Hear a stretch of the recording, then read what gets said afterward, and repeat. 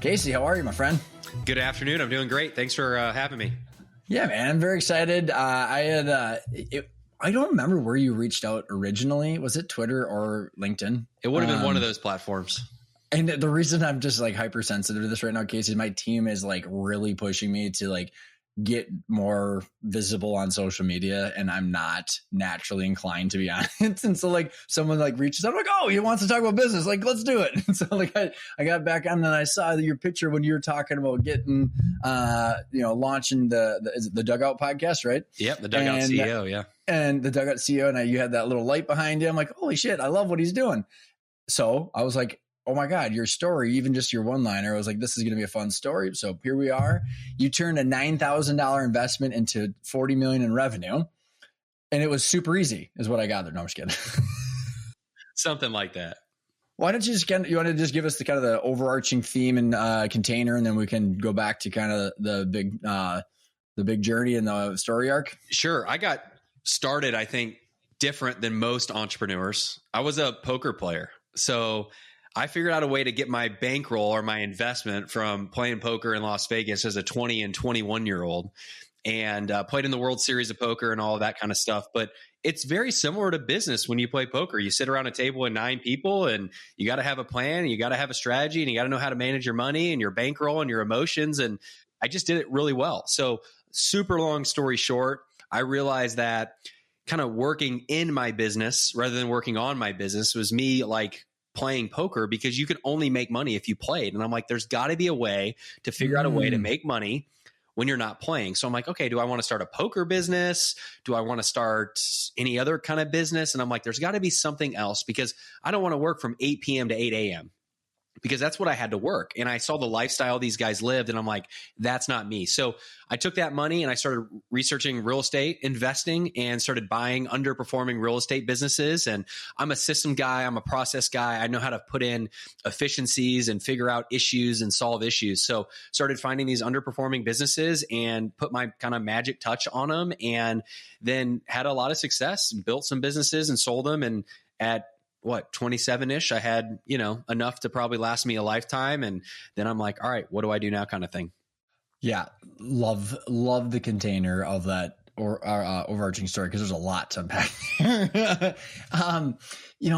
Going back to the poker, I think that's really fascinating, because I just got done recording another interview, Casey, and we talked about poker, and actually the way he had described it of like, because it was a family business, and he was saying that it was like not knowing the technical stuff was like playing poker without knowing your hand. Because we were talking about how a lot of entrepreneurs don't know how companies are valued. And if you don't know what you're exchanging, you're playing a blind hand and not knowing how many things that you can, how many chips you can bet without knowing how much you have. And so like, I think of, what is your thoughts on like the parallel analogy of poker? Because isn't there like I don't know what percentage, like there's the art of the body language and everything, and then there's the technical card counting and all that kind of stuff. Very similar to business as I can kind of like in my monkey brain. Yeah, very much. And I think just like business and poker, you will have your strengths and those things that you're naturally good at. And if you're an entrepreneur and you're building a company, maybe you're a sales guy and you're really good at bringing new business in, or you're a marketing guy and you're really good at attracting new people to you, or you're an operations guy. I think most entrepreneurs are more like sales and marketing and growth rather than the X's and O's of running a business and streamlining operations and processes. But yeah, you have your strengths, and you got to bring in other people to help you with your weaknesses, or at least bring in somebody to look at your game and say, hey, look, this is what I'm weak at. I need help here, or whatever. And poker was the same way. When I did it, I wasn't on my own.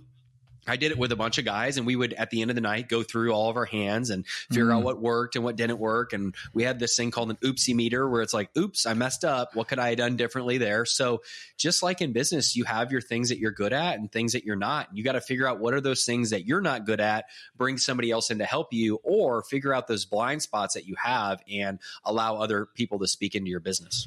How did you figure out what you were good at, not good at in poker? And then how did you do that in business? Poker, it's just trying it, doing it, realizing, hey, I'm not a great manager of people. Why? Because I was told I wasn't a great manager of people, and I didn't like doing it. So I think it's just like anything. If you like it, you're probably more apt to being good at it. if you don't like it, there's no chance you're good at it for a long period of time. And I think a lot of people, like for me, I'm like, I don't love managing people, but I had to do it.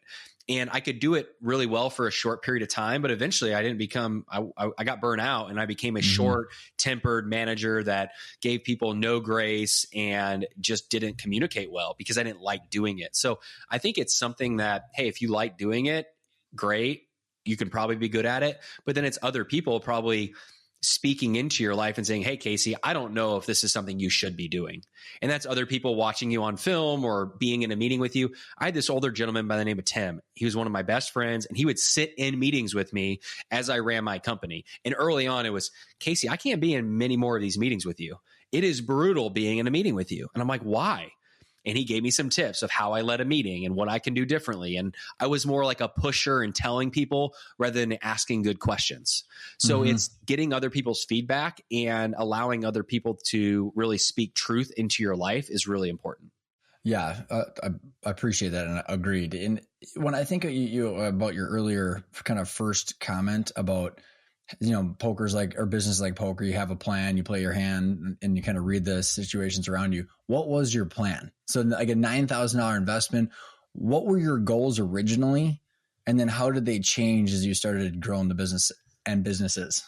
First thing, I wanted to buy a business or invest in something that was already undervalued. It was for sale for a cheaper price than what I could buy it for. Because right there, I knew I had instant equity. But really, I was trying to find something that I can make it more valuable. So whenever I go into any situation, I'm asking myself, okay, what are they currently doing? Right. Okay, great. Let's keep doing that. But what aren't they doing that they should be doing to grow their business? Or what are they doing that there's a better way to do it? So in any business, whether I'm coming in as an advisor or an investor, I'm trying to see, okay, what could this business be? All right. And then what are the things that we got to do to get it there? So for me, I'm buying a business and it's listed for $1 million. And I'm looking at it, I'm like, yeah, it's worth $1 million. But if they did this, this, and this, and this, it could be worth $2 million. And then I have to ask myself, can I actually do that myself? Or do I know somebody else that could come in and make these small changes? And for me, it's just in any business, it's around, do they know who their ideal customer is? Right. And then what is the service or the product that they're selling them? And then what is the process and the way that they're going about it? Because business really just is having a great product or service, figuring out a way to get people interested in that product or service, closing them and getting them to become a customer, and then making them so happy they then go and tell everybody they know. And if you can figure out a way to simplify and streamline that and keep it that simple, and ask yourself in any situation, what is that business doing in each of those aspects that they could be doing better? And if I can do that, I can help as a consultant or advisor or investor. And I've done that for a while now. Very helpful. When and how along your journey did you understand how things are worth? So like you take $9,000, like were you solving for annual cash flow and for time at the beginning? Because like, here's where I'm going at this, Casey. And I just got done off, and it's very top of mind from my speaking recently, but also the podcast I just got done recording, which is many entrepreneurs don't even know what they're exchanging because they don't know how valuations work. So when I find someone that gets into acquisition entrepreneurship, where you go buy this business, did you know how valuations worked and you were thinking through this? Because going back to your poker analogy, you had a plan. Was the plan more time, more freedom, actual value creation? Like, does the question make sense? It sure does. Yeah. So in the real estate businesses I was buying, they were based on a cap rate, capitalization rate. So a self-storage facility or apartment complex, there was a way that they traded. Now, I wasn't good at that, but I brought in somebody that could help me evaluate, all right, well, what is the revenue? Okay, what are all the expenses? What is the net operating income? And that typically traded at a multiple. So if it brings in $1 million a year in revenue and it was $500,000 in expenses, the net operating income is $500,000, it traded at a 5 or a 10 multiple. So that's how I looked at it there. And traditional businesses, whether it's a service-based business or a SaaS business, it's very similar. It's trading typically on a percentage of bottom line profit. And some businesses are traded at 10 times profit, 20 times profit, some 2 times profit. It depends on, the industry. So that's the way that I looked at it. But I kept trying to figure out, okay, how can I grow top line and how can I impact bottom line? And anytime I go into any business, I'm asking myself, how do we generate more revenue? And then how do we minimize the expense? And for me, it's more generate revenue because I think revenue cures a lot of problems. But there's a lot of way. I mean, you do this for businesses, right, Ryan? Where it's like, I'm going to go in and look at all of the gaps and issues and opportunities, financially speaking, in the business, because a lot of businesses bring in revenue, but they lose it. So it's, how do I improve top line, but also improve and, narrow in on the bottom line? I love it. And I agree with you on the revenue generation too, because like at some point you can't cut your way to value. Like if you bought, like going back to your real estate analogy, and by the way, going for the kind of close the loop, how you laid out your real estate, like that makes a ton of sense how you understood value then. Cause I'm always curious, like, so, cause a net operating income is kind of like normalized EBITDA, and there's a multiple of like how, like, so like there's a lot of translations into that. So when you go into this business that you originally bought, curious on what it is, and then you can't cut your way to value, like going back to real estate, you can't just get rid of the bathroom. It's like there's a certain foundation that's necessary for everybody to continue living. And then it's all about the upside, right? I mean, as far as how can you grow that, which is why business is different than real estate, right? Because you can keep growing their top line of business, not real estate. How did you, when you were looking at the industry, the size of the company, were you taking what you're good at and what you were solving for from wealth and your job? How did that jigsaw puzzle kind of come together? Yeah. So let me share, after I sold some of my real estate properties, I bought a underperforming sports training facility in Atlanta, Georgia. Gentleman came in. I literally just had him on our podcast. He owned a professional sports team. So he's like, hey, all right, I own a professional sports team. He was a hedge fund manager. He started this business more as a hobby, but we all know how that typically turns out, right? Like if you just invest money into something, but nobody's there running it, like, or they're all in on it, it just didn't work. So he invested millions of dollars. And I bought him out. And he goes, Casey, please do me a favor. This is a headache. I don't have the time that it needs to get it to where it needs to be. So I looked at that, and it was generating, at the time, it was probably $500,000 in revenue. It was like next to nothing, right? And it was losing money. So I bought it basically based on the assets. But when I looked at that business, it was actually a franchise, or his business wasn't a franchise, but I bought a franchise and installed the franchise into that location. Oh, sweet. Which is kind of interesting, because a franchise, if you buy a franchise, there's other businesses out there that are already doing it. So you have an idea of what's possible in other franchises. So when I bought into this franchise, I went and I asked myself, okay, who are the top performers out there that are currently doing this? And can I do it better than them? And even if I can't do it better than them, even if I can do it at the same rate as them, can I make it profitable? So the top franchises out there were doing $1 million, $1.2 million a year in revenue, and they were generating $400,000, $500,000 to the bottom line. It was a very profitable business. And I'm like, okay, they're in a similar market. I'm in a similar market. I think I can do just as well as them. And I'm like, all right, if I can do and duplicate what they've done in Texas, in Dallas, in Atlanta, then I'm good. And I'm buying this thing for $100,000. I have all the upside in the world. So that's the way I try to simplify it. So did you take your $9,000, use it as the down payment for the $100,000, or I'm just trying to curious how you got your snowball started? $9,000 was buying a 6-unit apartment complex. Okay. Got it. For $150,000. That was my down payment. And then I refinanced out after I raised the rents and all that, took that, used that as a down payment of the next storage facility, grew that, refinanced out of that, bought 2 more storage facilities, refinanced out of that, sold all that, and then invested a few $100,000 into these baseball academies. I love it. Absolutely love it. Why the heck did you get out of real estate and move to business? Shiny object syndrome. I was going to say, usually it's the business owner that I hear go, man, I'd really like to be an apartment building owner where it's just the maintenance people I have to deal with, not APA, like the whole complexity of a business. And looking back at it, it was probably a really... Your face was great. Well, it's something I've asked myself for a long time. Looking back at it, I probably wish I would have stayed in it.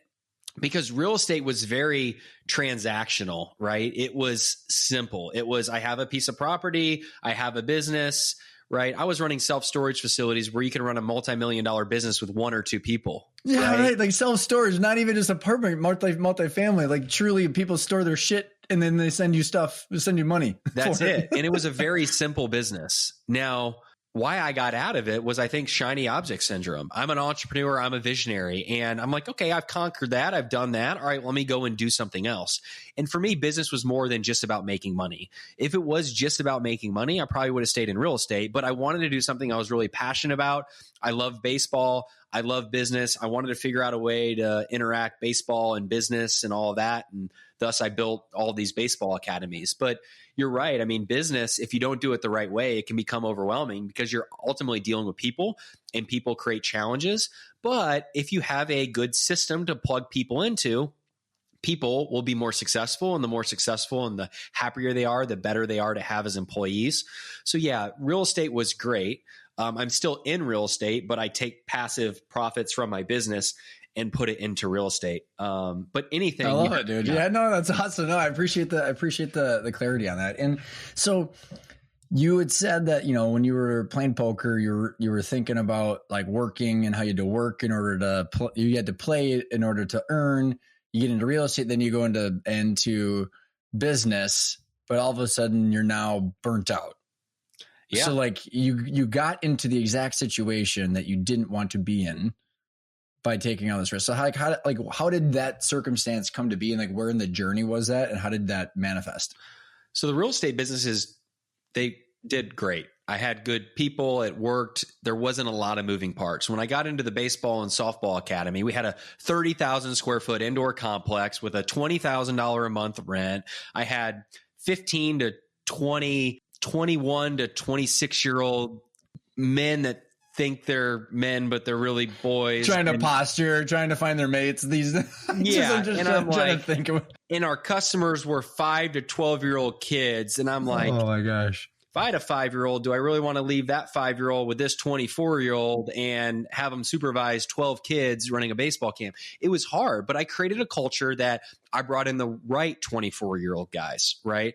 And I taught them, and they never really up to that point in their life were taught, what is it like to be a leader? What is it like to be a good example? Because a lot of our employees, they were former professional baseball players.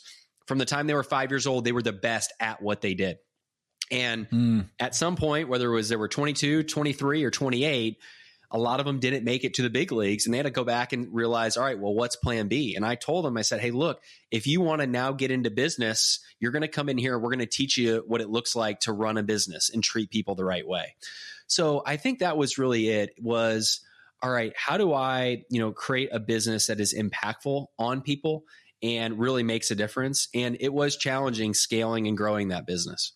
So then, because of what I was doing, what I was seeing, and when I was doing my research, you were talking about how you got burnt out while you were doing this. Yeah. How did that happen? So like, if you get was it the people was it getting too big? Was it there certain people that you were kind of spots you're trying to fill, or what happened? Yeah. And I think managing that amount of people when I myself was not a good manager is what led to my burnout.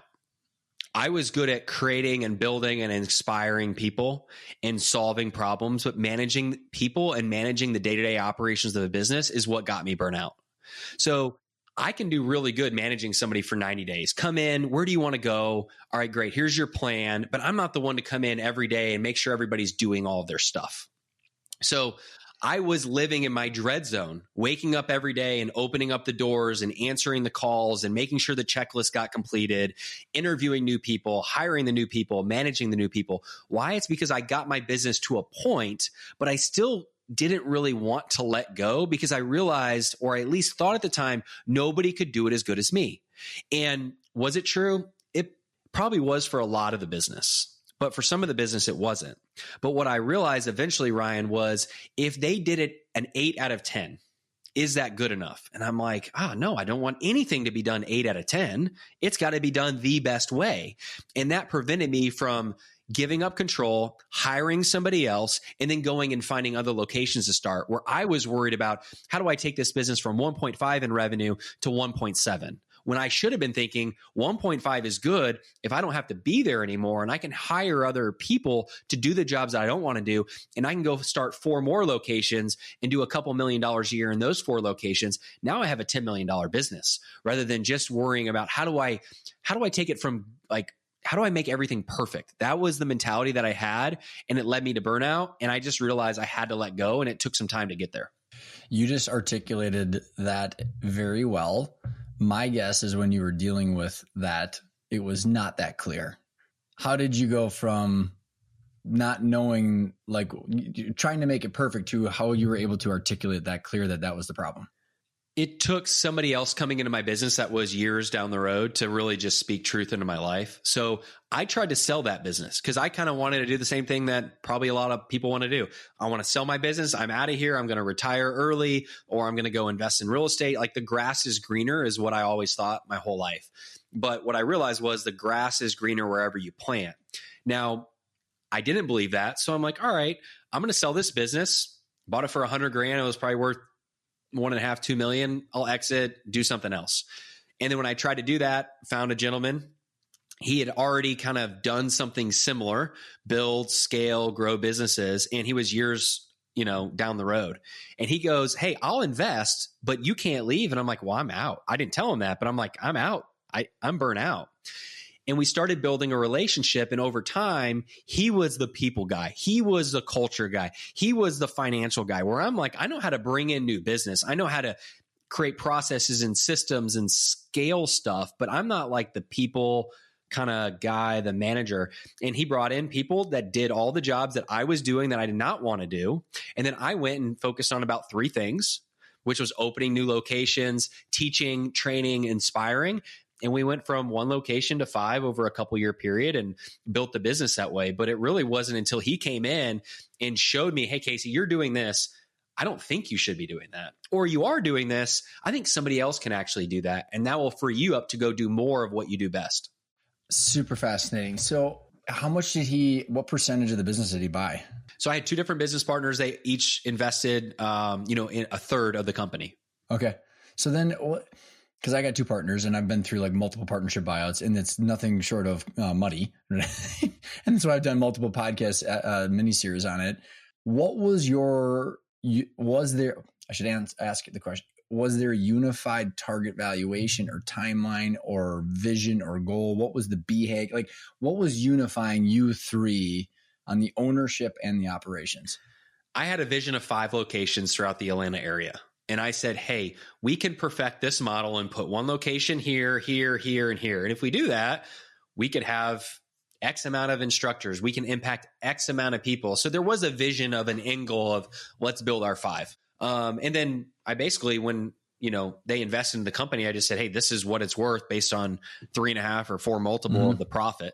And they just wrote a check. I put a little bit in my pocket. We left a little bit into the business to grow it. And then we started, finding these other locations. You cash flow from operations fund those additional acquisitions and everything?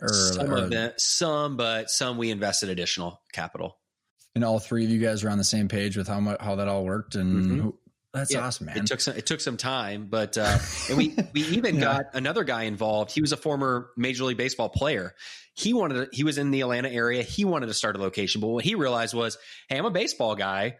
I got some money, but I don't know how to run this thing. So then he invested with us, hired us to do a little bit of a job. I owned some equity. He owned some equity. And then we basically ran the day-to-day. What did that new role do for you as your other partner? So, and was it just one partner that had an active W-2 job, or did the other 2 both have W-2 jobs? And how did that do for you when you got freed up from all that stuff? Did your burnout go away? What was the new relationship with the business? Yeah, one guy was more a silent partner who just showed up to the quarterly meetings and just gave us really good wisdom. He was a Major League Baseball agent, one of the wisest, smartest men that I know. Just interviewed him on our podcast too. And it's just phenomenal. Like looking back I'm so glad he entered my life when he did, because he experienced things that I have yet to experience, that he prevented me from having to go through the pain and turmoil of that. And he just helped me solve issues that I couldn't see that I had. So he was more kind of like an advisor. The other gentleman was more like in the day-to-day not managing people, but providing culture and opportunities and connections and all that kind of stuff. And then basically my main goal was just to go and open new locations, build them out, train the new people, make sure the systems are in place, all that kind of stuff. What did it do for your relationship with the business and the burnout that you were feeling? I felt a little bit disconnected from the day to day because I wasn't the one greeting the customers and managing the instructors and all of that kind of stuff. So I felt a little bit left out there, but I was doing more of what I love to do, which was opening new locations and teaching and training and inspiring and less managing. So it allowed me, honestly, to wake up and be excited that, hey, I get to work today versus I have to work today. And that's where I think a lot of entrepreneurs are. Like, if they disappeared from their business and they took a 3-week vacation, like, things aren't getting done the way they would if they were there. And that was true early on for me. But eventually, when I hired good people and I put a good system in place, that stuff, started being fixed. It's amazing what it does, doesn't it? Isn't it, Casey? Like, this isn't about me, but man, I've truly experienced what you just described in the last 9 months of my own company. My partner, Matt Buskirk, has been the CEO now for 12 months or something like that, a little bit longer. Got another partner, Joel, and they're like, dude, I'm legitimately just the chief revenue officer now. Oh my God, dude. Like, it's like this, it's like I have a new business. Yeah. And like, and I don't know if, like, you've said that you've worked with 100 entrepreneurs since you sold. How many people deal with the same issue? And before you answer, like, the concept that I've brought to the forefront that has helped me process this is like ownership versus leadership roles. And like, that kind of helps people think through, like, what am I trying to solve for? Is it the leadership role versus the ownership role? But like, it still doesn't really tackle it with great detail. Like, what role does Casey want? You know what I mean? It's like the leadership role, great, you get a W-2 job, but like, what is it that you want, and how that can impact someone's timeline is so huge. Because I think people get trapped in there. How many people you see that experience the same thing? Well, everybody experiences it at some point if you're building a business. Hey, if I'm not here, is the job going to get done without me? Hey, if I'm not here, is a job going to get done to the standards that I want? So everybody experiences it at some point. So you just got to figure out, all right, how do I duplicate myself without me being here? And that's what I try to do, is write down all the stuff that I know that needs to be done, circle the things that I want to do, and put a star by the other things that everybody else has to do. And a circle and a star are the things that I'm doing that I don't want to do anymore. And I've got to get those things off my plate, automate them, or give them to somebody else that I can trust that's going to get the job done well, and have data and numbers that's telling me if it's actually getting done. So I think a lot of times business owners are like, okay, they either don't want to let go because they're scared what's going to happen, or they don't want to let go because they don't know if the job's actually getting done without them. So if you can have some good data or metrics or KPIs or whatever, and I'm sure you do a lot of that stuff, right, Ryan, where you can help businesses run their business by the numbers, then they're seeing like dashboards of who's doing well. I'm a big baseball guy, and you know who the best players are on the team, and you know how well the team's doing because of the stat sheet. So you just got to create that. And I think a lot of Moneyball, right? Yeah, that's it. And I don't think a lot of people have a good financial dashboards to know who their A players are and who isn't producing and how the business is doing overall. I hope you're enjoying the interview with Casey so far. I really enjoyed talking to him and asking him the questions why he did what he did, because he had really good answers, because he was clear on what he was trying to accomplish. If you want that kind of clarity, I highly recommend you go check out the Intentional Growth Starter Kit, and specifically zero in on the Intentional Growth Vision Board, where on one page it synthesizes everything that you need to clarify that multidimensional point B. What do you want from the business and why? What is your target equity valuation at what point in time? And what salary and distributions do you want on the way there? What are the different exit options you should be researching on the way to your point B?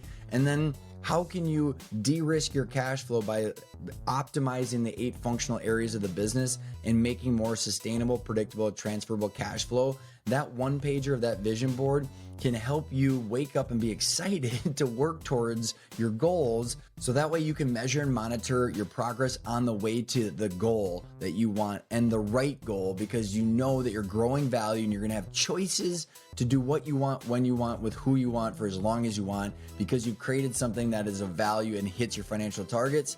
And trust me, that kind of freedom that you're looking for is the freedom of choices. You don't have to commit to anything. And this kind of clarity you can get in this starter kit, which is in the show notes below. Now back to our interview with Casey. Isn't it crazy how data impacts our behavior? And we all say, "Oh, it's not. It doesn't." And dude, I was sitting there. I've got an Aura ring, and my wife and I are going down this levels and inside tracker, essentially just health data. Like we have to be your own physician, otherwise, no one gives a shit. And I've been telling her because she does her workout in the morning, and then she does nothing. I mean, she works out really hard. And I've been saying, like, Megan, you got to get up and like stand and walk around. Like I can't sit still, so I don't have that problem. Sure. And I've been telling her that, Casey, for like years. She got her Aura ring last week. She's like, holy shit, I need to like move around is what it says. I'm like, seriously? But it's like, it's this data. It's truly objective. It cuts through the emotional feeling, but it's also helpful to reconcile those. So when you guys were growing these 5 academies, when did it, like, was it emotional or was it data driven about the timeline and when you guys should sell them all? Like, how did all that started to come together? So my goal was to do 5. So I saw a market that could sustain 5 amazing locations in great areas. And that was my goal. And probably going back to my real estate days, when I got to the 5, I'm like, all right, what do I do now? And I had a 5-year run doing that. And that I just got married at the time. So I'm like, all right, maybe I do something different. I slow down, I do something different. And probably the visionary entrepreneur in me is like, all right, let's figure out a way to do something different. So built the 5, attained the goal. They were running well. And then I got bought out from my partners. And then, they've actually grown since then. I'm still best friends with those guys that I built that with. And I just said, all right, I want to do something different. Was able to slow down and focus on my wife and our marriage in our first year. And, it was really important because I think a lot of entrepreneurs, they build really successful businesses, but they might not be winning at home, whether it's as a husband or it's as a dad or, whatever. And I realized, hey, I'm in a new business per se relationship with my wife. We're building a life together. And I wanted to make sure I wasn't distracted and I was able to give her everything I wanted. And thankfully I was able to do that. But also I think the business, I hit my goal. I achieved the vision I wanted and I moved on to the next thing. Super fascinating. Did you, like, when you got to the point where you were talking to your partners about, hey, it's time, got the 5, hit the goal, what was the consensus on the valuation? Did you have any desire to take it to market and see what the whole thing was worth? Did you feel like reconciling that against the value of the buyout with your partners and the deal structure? Like, how would you weigh all those kind of technical decisions against kind of your poker hand against the outcome that you were looking for? Sure. Gosh, I wish there was this crazy evaluation where like, hey, do we take it to private equity and we scale to 20? And there really wasn't that. It was almost my partner and I being like, hey, what do you think this is worth? What's it going to be worth? Okay, let's figure out a way to meet in the middle because we've remained friends and done other things and have real estate properties and stuff like that together. So it really wasn't, it was, hey, this is what it's worth based on the current cash flow and what it's going to be a year from now or 2 years from now on the trajectory that it was growing. And it was kind of, hey, if you want to cash out, this is what I can do. And the business could kind of take care of some of that. So it was kind of those. And I think in business, you want business partners that are like that.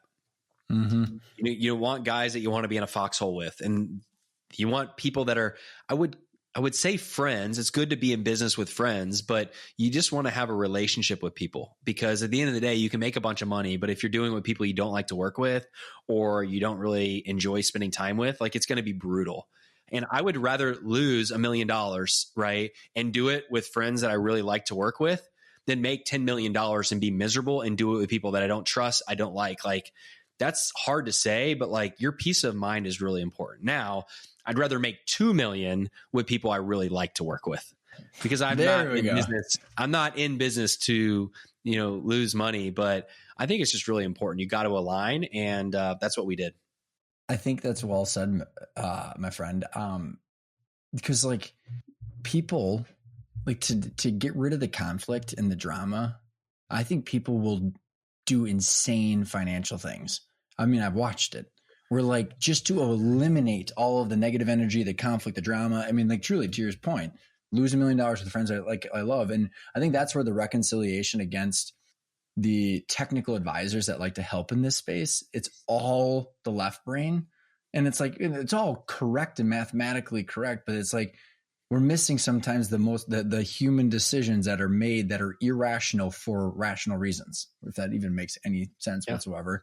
And I think about like with poker, it's the same thing. Like there's a technical odds, but then you look up and there's real human beings that have lies and tells, you know what I mean? And so like, how did you then figure out how to stay working with them? Or maybe was that the goal? And the reason I say this, Casey, because like, I think there's a lot of desire for people to want to work with people that they enjoy for a longer period of time. So like you said, you like these people and you still talk to them. How did you figure out outside of the family, what was next? And how do you keep those experiences and relationships intact, even though the business isn't there?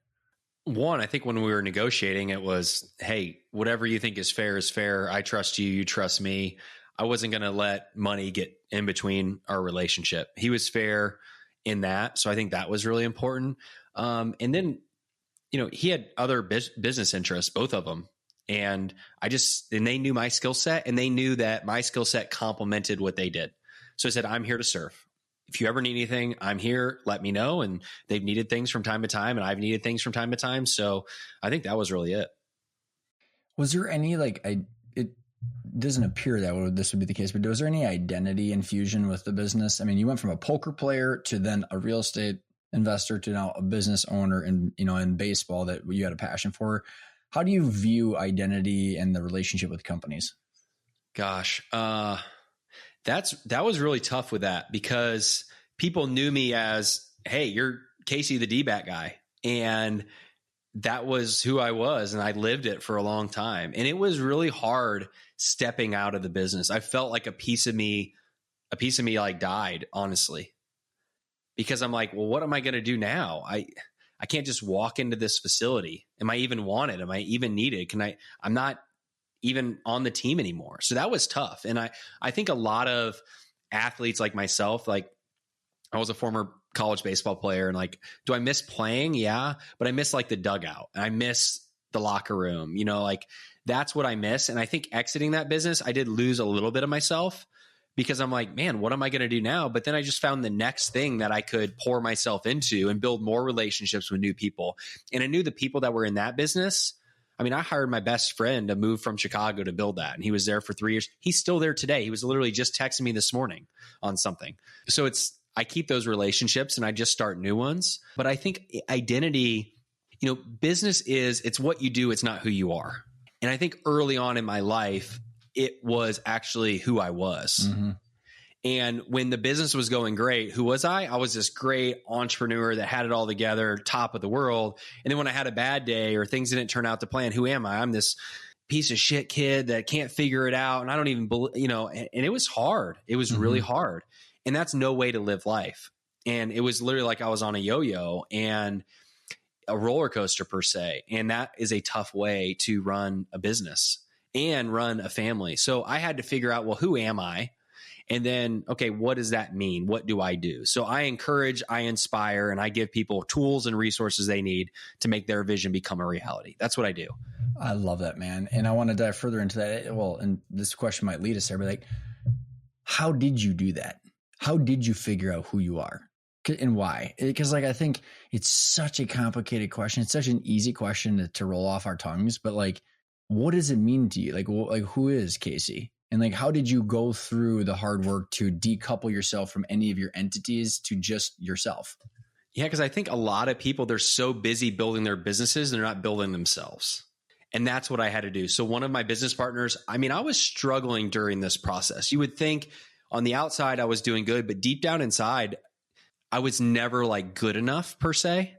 And no matter what I did, there was always something else I could have done better or done differently. And that hurt because deep down inside, I got told messages as a kid or as a high schooler or whatever that, hey, Casey, he's no good. All right. And for my whole life, I had to prove to others, but I think it was almost proving it to myself that I was good enough. So what did that look like? Well, if I'm going to play poker, I'm going to be the best in the world at it. I'm going to make the World Series of Poker main event. I'm going to be the youngest ever to do it, and I'm going to win. Now, I didn't win. Now, there was 10,000 people in the tournament, but I made it, and I was really good at it. And if you look at anybody else that was in my kind of inner circle, I was the best at it because I couldn't not be the best at it. Because if I did, then I'm a failure, and nobody wants to be a failure. But in poker and business, like, you can't always win. And when I failed, like, I hit some really low lows, because when business is your life and that's who you are and things aren't going well, like, you can get down really deep, on yourself. So same thing in real estate. Then it's like, all right, now I got to be the best at what I do. When I own and a lot of that was out of not freedom, but it was almost like fear. Like, what if I don't? So I went through years of counseling. So I have a faith as well. So I'm a Christian, a follower of Jesus. So ultimately, that's where my identity comes from. And I won't get a ton into that, but like, that truly is the thing that set me free of, like, who is Casey?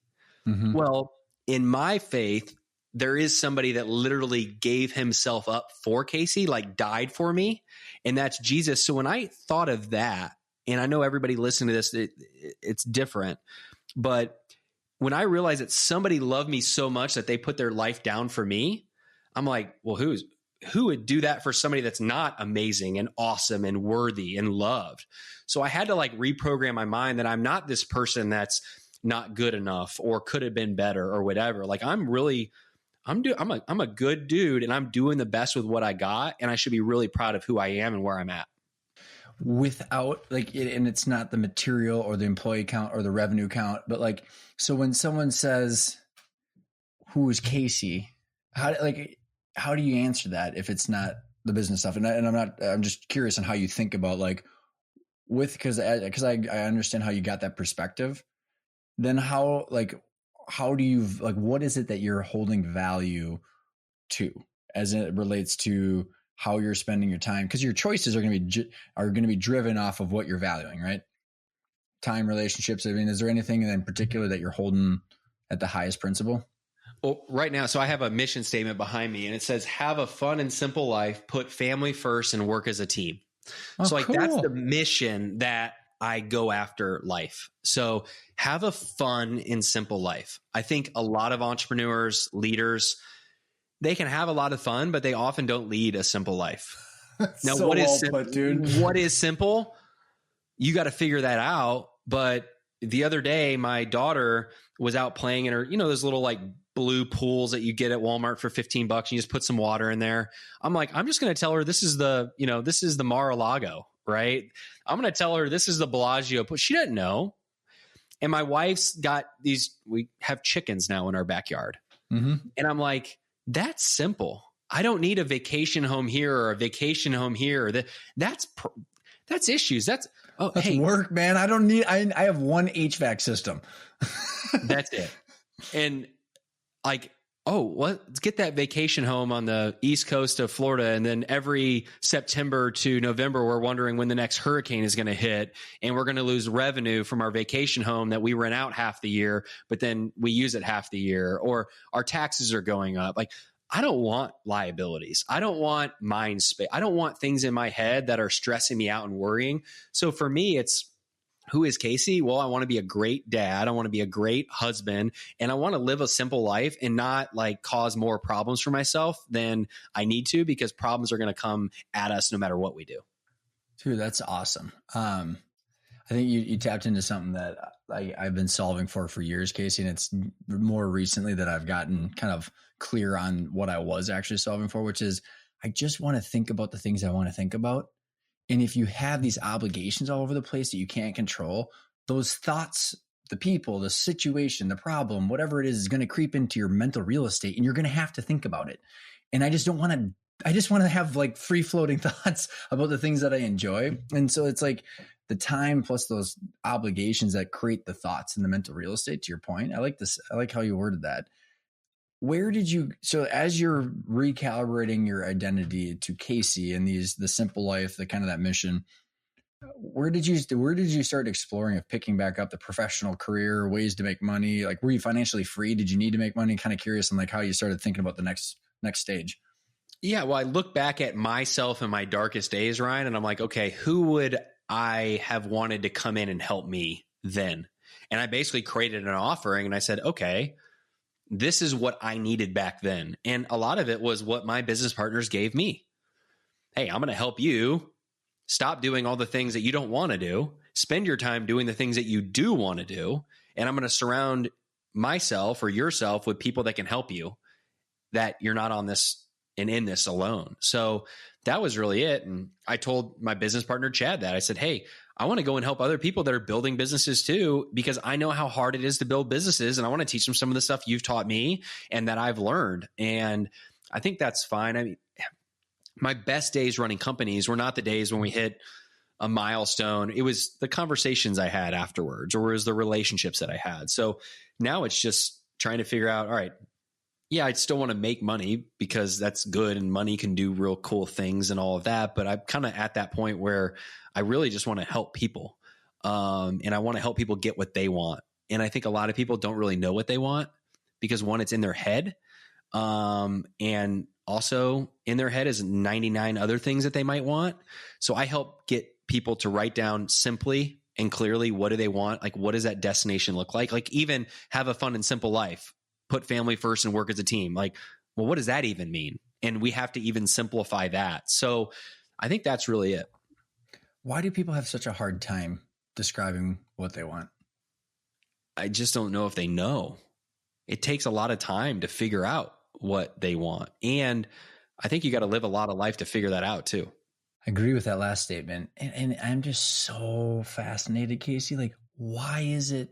I know it's sometimes, yeah, it can take a long time, but like, why is it that people don't know? And like, it's just such a fascinating thing for me. Cause like, I've always, and I'm learning this about myself, man. Like, and so for the listeners in there, they've been learning this about me. It's like, I've always wanted to figure out what I've wanted to do. Like the concept, like I remember, Casey, in high school, driving in traffic on the way to the family business's headquarters, and it's 7:15. And I'm like, what in the F? Look at all these people. They're all zombies. They get into the car and 2 million people rush to the city at the same time to do shit they don't like with people that are not really having fun with. And I'm like, why is everybody doing this? And so from an early age, I'm just like, I have to figure out a way to have a fun life. So it's been so ingrained in me for so long that I find it so fascinating. Like when I ask people, like, what do you want? And then they answer like, houses, cars, revenue. Like, it's just like these easy surfacey things to grab onto. And it's not everybody. I'm just curious, like because you've helped and worked with so many people now, why don't you think people know? I don't know if they take the time to think. Thinking's really hard to do. And it's scary. It's scary to really take the time to realize, who am I? What do I want? Why do I want it? How am I feeling? Why am I feeling? I mean, these are real things that people don't take the time. And at the end of the day, people all want very similar things. They all want to be loved. They all want to be accepted. They all want to feel worthy, and they want to feel secure. Laws, LAWS, love, acceptance, worth, and security. Now, the challenge is a lot of people run to things in the wrong places to get those things. Hey, I want to feel loved. All right, well, let me run over here. That's going to make me feel love, but it's only going to be temporary. Whether it's a relationship with a person or it's somewhere where they're not supposed to be or whatever. Hey, I want to be accepted. Well, I could join a gang and be accepted. I'm accepted by these people. That's why people join gangs, right? Mm-hmm. I want to feel secure. All right, well, I need to make a bunch of money. Mm-hmm. Is that really going to make you secure, right? Worthy. I want to be worthy, and I want to be a great business owner. So that's what we're seeking: love, acceptance, worth, and security. Unfortunately, a lot of people go and try to find it, in the wrong places and unhealthy relationships and unhealthy things. When, at the end of the day, it's really hard to get that. Dude, that was awesome. I agree with you, man. And do you think the problem compounds? I could see the problem compounding. I have of like, when you're a business owner and leader, there's not a lot of people that can look you in the face and be like, dude, what you're doing is totally toxic and destructive to yourself. Because advisors are somehow making money off of the relationship in one way or form or another. Doesn't mean that like they could have wonderful intent, but Casey, if you're paying me $50,000 a year, like there's going to be a filter that says like, I'm not going to, I might hesitate or self-censor my real honest opinion for you. Employees get their paycheck from you. You're like, everybody around that whole situation is tied to it kind of working in the dysfunction. So I had a lot of business owners, entrepreneurs, when they make it to the top, people around them aren't going to be honest with them anymore because they're scared. They're scared to lose their job. They're scared to be cut out. Like, it's really hard when you're at the top for people to be honest with you. And I had that same experience and I failed. I ended up investing into a company a while ago and I took on kind of like a COO integrator role. And the owner that I was working with, I made a financial investment in this business. And normally, where I'm a guy that just says it how it is, and I'm not scared at all to be fired because I'll just find another client tomorrow, right? I was almost scared, and I never really went there until it was too late of, hey, this is how you're treating your people. Hey, this is something you need to think about. Hey, this is what I'm seeing. Like, I didn't go there because I was scared. So like, I lived it out that, a lot of people aren't honest with one another, especially those at the top. And you have to have somebody in your life that's speaking truth, that knows and sees and experiences things your way. I was literally just on a call earlier, and what did she say to me? I wrote my notes down here. Heather, she's my kind of business coach kind of per se. And she goes, Casey, you got visionary syndrome just like your clients. You need to pick your 3 most important priorities and just stay focused on those. That's it. And she just hit me hard with it. Doesn't that feel good? The things that you're doing in your business are things that do not move the needle the way you think they move the needle. These are the 3 things you need to do, and you need to cut everything else out. Now, she's willing to be honest with me because 1, I've told her, be honest with me, but 2, she's not scared because she can go and find another client if she wants to find one. And does she know, do you feel, Casey, that Heather knows and is on the same page with you of what you want long-term? Absolutely, because I told her exactly what I wanted. She knows my mission and what I'm trying to do. She knows what our business goals are, so she can hold me to those standards. She knows what the destination is, and she also knows the things that I need to do to get to that destination. And if I'm not doing those things, we meet once a month. I show her, did I do the things that we talked about? Am I doing the right activities? And if I'm not, she gets on me for it and figures out, well, why aren't you? What's the real issue that you're not? And I think a lot of business owners, myself included, and that was our challenge today, spend time on the things that don't really move the needle, that are more fun to do, or they're time distractors where you really just need to focus on a few things that really do grow your business. It's super cool, man. Cause like, I think that this concept of like the accountability coach, I mean, like, yeah, I think I agree with you that a lot of time there's not a lot of truth being spoken to for the people, the leaders at the top, for the reasons that we discussed. And then the challenge that I've seen is like, because the owners or leaders don't know what they want, they don't know who they are, how in God's name is even the best coach supposed to help them? So like, it's like they can't, like, do you see, like, it's like this vicious loop. And now it's honestly been a self-preservation mechanism for me, and it's actually working. We're like, I quit trying to solve people's problems in real time for them, Casey. I was like, Casey, what do you want? And I was like, I'm flipping it because I was realizing that what I was doing for years just wasn't working. And then I'd start asking people, I'm like, holy shit, they don't actually know. So like, how am I supposed to help them if they don't know? So it's like what you just described is this 1-2 punch that falls together once people clarify what they want, because then they can get the person they trust. And it's kind of this weird chicken or egg situation. Yeah, and it takes time to get there. You got to clarify your vision of what you want, both as a business and in your life, because you want to build a business that gets you what you ultimately want in your life. So you really need to say, what kind of life do you want to live? How much do you want to work? How much money do you want to make? What do you want to be doing with your time? Like, where do you live? What do you need to own? And then it's building a business that gets you those things. And then you've made it. But until you understand what life you want to live, and you can't really build a business, because what's the point of a business? The business should serve your life.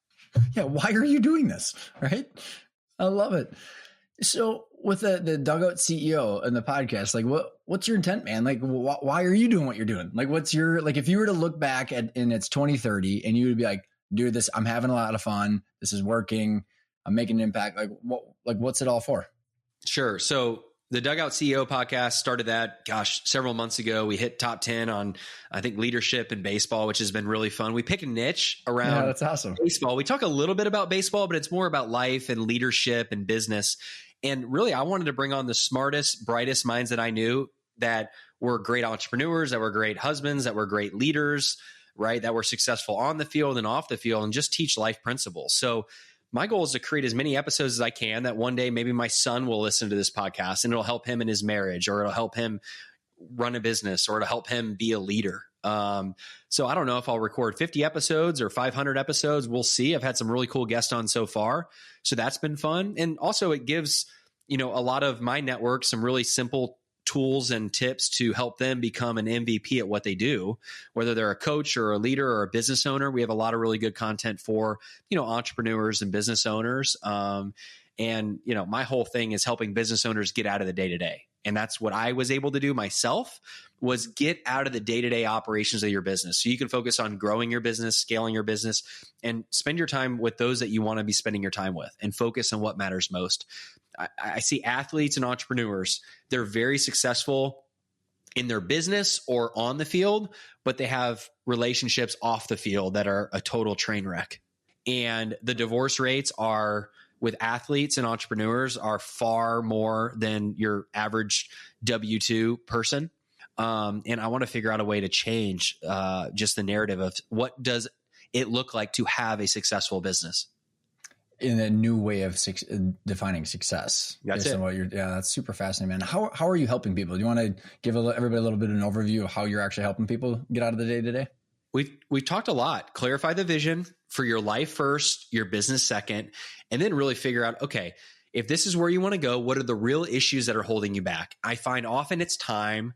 So we have to figure out a way to get entrepreneurs time back. So basically we just start making lists of all the things that are doing that they don't want to do 90 days from now.